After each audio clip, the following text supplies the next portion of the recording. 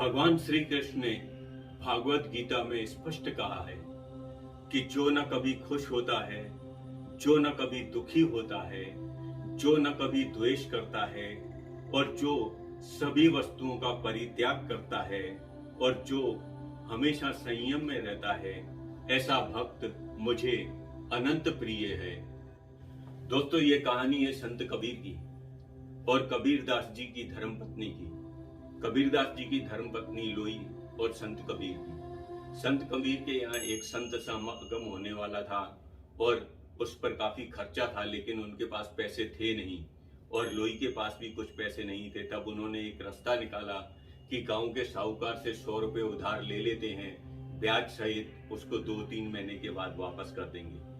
तब साहूकार ने उनसे कहा कि मैं आपको 100 रुपए तो दे दूं, लेकिन इसके ऊपर 30 रुपए ब्याज लगेगा और 3 महीने के बाद मैं आपसे पैसे ले लूंगा।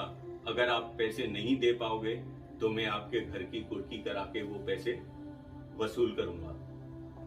तब संत कबीर बोलते हैं ठीक है, क्योंकि उनको संत समागम कराना था, संतों का भोजन करवाना था।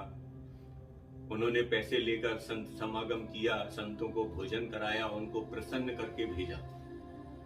सब कुछ हो जाने के बाद समय बीतता गया और 3 महीने गुजर गए। अब 3 महीने गुजरने के बाद साहूकार रोज पैसे मांग रहा था और उनको रोज समझाता था कि आप मुझे पैसे दे दो, आप भले इंसान हो, मैं आपके साथ ऐसा कुछ नहीं करना चाहता, लेकिन मुझे पैसे तो चाहिए। तब संत कबीर बोलते हैं कि ठीक है, मैं कोशिश करता हूं, आप मुझे 15 दिन का समय दीजिए। अब उनको 15 दिन का समय और दिया जाता है तो भी कुछ नहीं हो पाता। तब वो अपनी धर्मपत्नी लोई को बताते हैं कि मैंने ऐसा ऐसा साहूकार से पैसा लिया था और अब मैं उन्हें चुका नहीं पा रहा हूं, तो अब कुर्की का समय आ चुका है। तुम ऐसा करो कि घर का जो सामान है वो आस पड़ोस के घरों में रख दो, जिससे कुर्की से वो सामान बच जाए और मैं 2-4 दिन इधर उधर चला जाता हूं और कुछ पैसे कमा कर ले आऊंगा और मेहनत करके 130 रुपए जमा करने हैं, वो साहूकार को देकर उनसे माफी भी मांग लूंगा कि मैंने आपको पैसे देर से लौटा, इसके लिए मैं आपसे माफी चाहता हूं। तो इस तरीके से अपने दोनों कार्य हो जाएंगे। तब लोई उन्हें समझाती है कि प्रभु, आपको ऐसा करने की कोई आवश्यकता नहीं है, क्योंकि राम जी अपने कार्य खुद करेंगे, अपने कार्य वो खुद संवारते हैं, अपने भक्तों के ऊपर वो कभी विपदा नहीं आने देते। कबीर साहब बोलते हैं वो तो बात ठीक है, लेकिन अब साहूकार को पैसे देने तो वो कैसे चुकाए जाए। तब लोई उन्हें प्यार से समझाती है कि आप निश्चिंत रहें, प्रभु श्री राम अपने कार्य खुद ही करेंगे, आप चिंता न करें, आप व्यर्थ ही चिंता कर रहे हैं। आप निश्चय रखें कि आपका कार्य प्रभु जरूर करेंगे।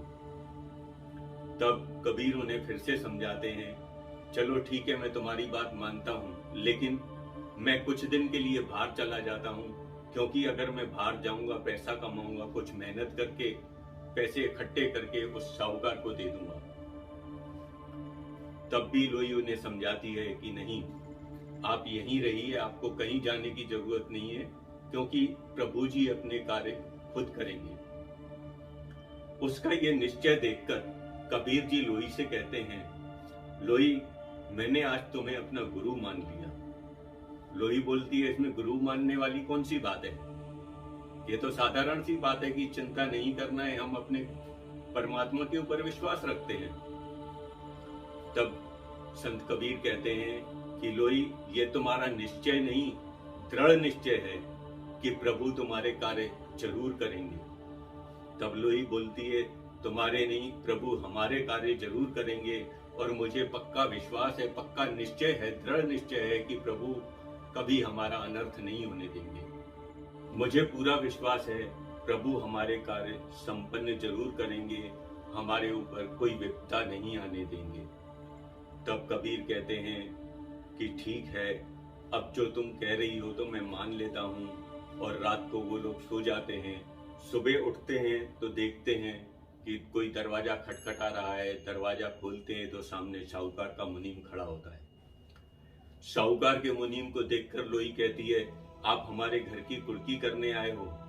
तब साहूकार का मुनीम नम्रता के साथ कहता है, देवी मैं आपके घर की कुर्की नहीं कराने आया और ना ही आपके घर की कोई कुर्की कराएगा। तब लोई पूछती है, क्यों? कबीर जी भी पीछे खड़े हुए सुन रहे थे। तो मुनीम कहता है कि कल हम जब कुर्की लेने काजी के पास गए थे, तब वहां एक सुंदर सा युवक आया, रेशमी वस्त्र धारण किया हुआ था, और उसने हमें सेठ से पूछा कि आप कबीर से कितने पैसे उधार मांगते हो। तब सेठ ने बोला, 100 रुपए और 30 रुपए ब्याज के 130 रुपए मेरे बनते हैं, इसलिए मैं यहाँ कुर्की लेने आया हूँ। तब उस सुंदर युवक ने एक थैली निकाल कर देते हुआ कहा कि इस थैली में 500 रुपए हैं, आपके जितने बनते हैं आप ले लो, बाकी ये थैली जाकर आप कबीर को दे देना। अब सेठ जी के दिमाग घूम गया। सेठ ने सोचा कि कबीर तो परमात्मा के, ईश्वर के नेक बंदे हैं, मैं उनके साथ ऐसा कैसा कर सकता हूँ। इसलिए उन्होंने ये पूरी की पूरी 500 रुपए की थैली आपके पास भेज दी है और कहा है कि जो मेरे 130 रुपए बनते हैं वो भी आप नेक कार्य में, परमार्थ काम में लगा दीजिए। मुझे पैसे नहीं चाहिए, मैंने आपका खाता चुकता कर दिया है।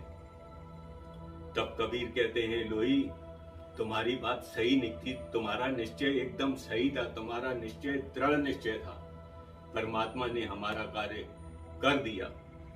तुम्हारे परमात्मा श्री राम तुम्हारी बात मान गए और उन्होंने तुम्हारा कार्य किया। तब लोई कहती है, तुम्हारा नहीं, हमारा कार्य प्रभु ने किया।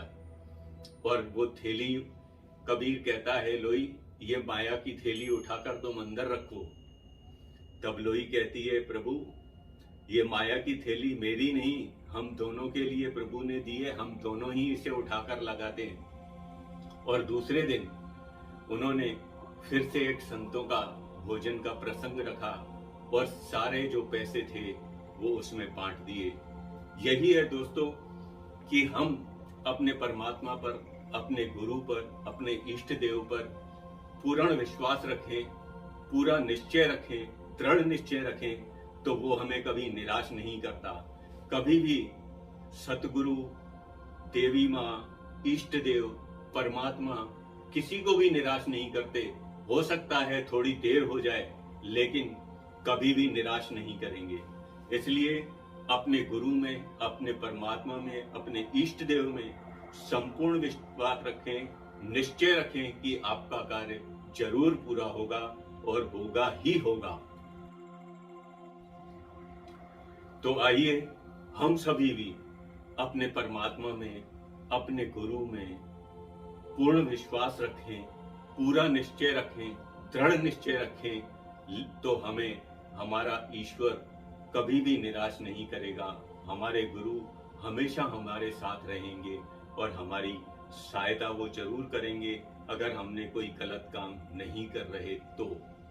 क्योंकि हर अच्छे कार्य के लिए परमात्मा हो, गुरु हो, वो अवश्य हमारा साथ देते हैं, किसी न किसी रूप में वो हमारे सहायक बनते हैं। तो आइए हम सभी भी अपने परमात्मा में, अपने ईश्वर में, अपने गुरु में दृढ़ निश्चय रखें, पूरा विश्वास रखें। आप सभी खुश रहें, खुशहाल रहें, आबाद रहें, जियो दिल से। चैनल सब्सक्राइब करें, वीडियो को लाइक और शेयर जरूर।